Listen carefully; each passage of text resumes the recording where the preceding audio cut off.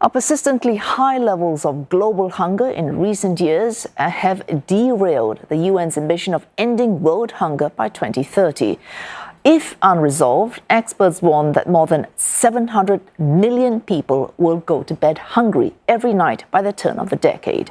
Last year, 28.9% of the global population were moderately or severely food insecure.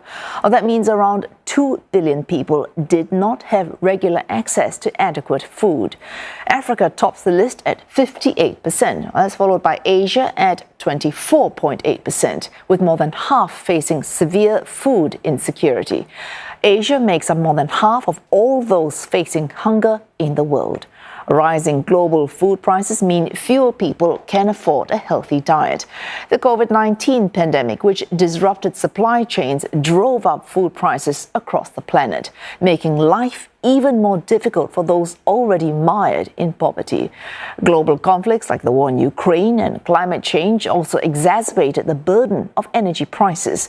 On the bright side, public spending on food security for low-income countries has grown exponentially.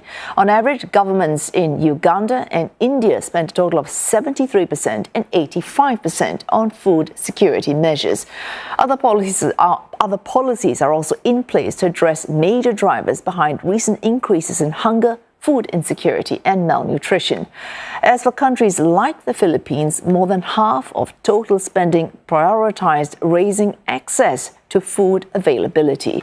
But the perils of severe malnutrition are casting a shadow over current progress, with children being the hardest hit. By 2030, it's projected that 14.2% of newborns will have low weights at birth, while 9.5% of all children under 5 will see their growth stunted. Meanwhile, the number of children with wasting syndrome, now that is a condition in which there is significant weight and muscle loss, is expected to exceed the global target of 3%. And for more, Giles Gibson speaks to us live from the headquarters of the Food and Agriculture Organization in Rome. Giles, we are off track in terms of meeting the UN goal of ending world hunger by 2030. Given that big gap, what are governments doing to mitigate the worst of the impact of that?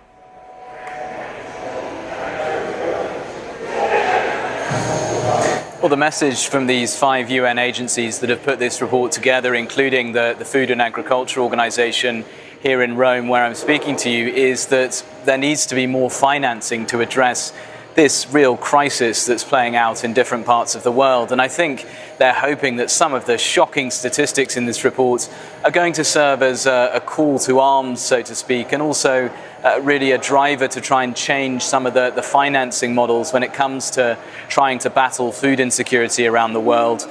Just to pull one of those figures out of the report, 28.9%, almost 30% of the global population, that's about 2.33 billion people, suffered from moderate or severe food insecurity over the course of 2023. Now, you might think this report would be full of references to the ongoing situation in Gaza, where, of course, experts have been warning for some time now that the enclave is really on the brink of famine breaking out. And actually just this week, we've had 10 independent UN experts saying that in their belief, famine conditions are already playing out on the ground in Gaza. But really this report, I think, is much more of a sort of wider look at the global situation, as well as breaking down some of the sort of causes and drivers of this in different regions. So food insecurity, hunger really rising in Africa after shooting up in the wake of the COVID-19 pandemic. The situation in Asia stabilizing, not really going in one direction or the other,